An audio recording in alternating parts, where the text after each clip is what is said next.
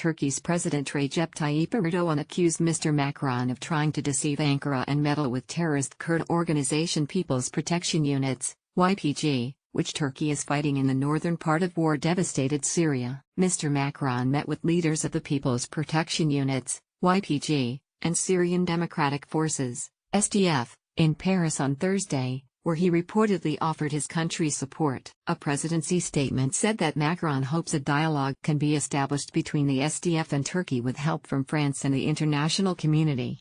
SDF leaders said that on Thursday France promised to send them more troops, provide humanitarian assistance and mediate between them and Turkey. Mr. Erdogan spoke out against the meeting. Hosting, at the most senior level, members of a terrorist organization is nothing short of hostility towards Turkey. Turkey's President Recep Tayyip Erdogan, he said, hosting, at the most senior level, members of a terrorist organization, is nothing short of hostility towards Turkey. Turkey, which is a NATO ally, also warned on Friday that France's promises could make Paris a target of Turkey. Speaking to reporters to clarify Macron's comments, a French presidential source said, France doesn't foresee any new military operation on the ground in northern Syria outside of the international coalition.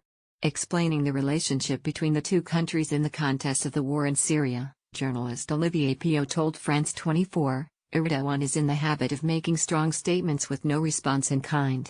Reuters/EP Emmanuel Macron met with leaders of the YPG, branded as a terrorist group by Turkey. This is not the first time he has threatened Western leaders, but Emmanuel Macron has started to be more firm with him. He added, Emmanuel Macron is crossing a line in his relationship with Turkey.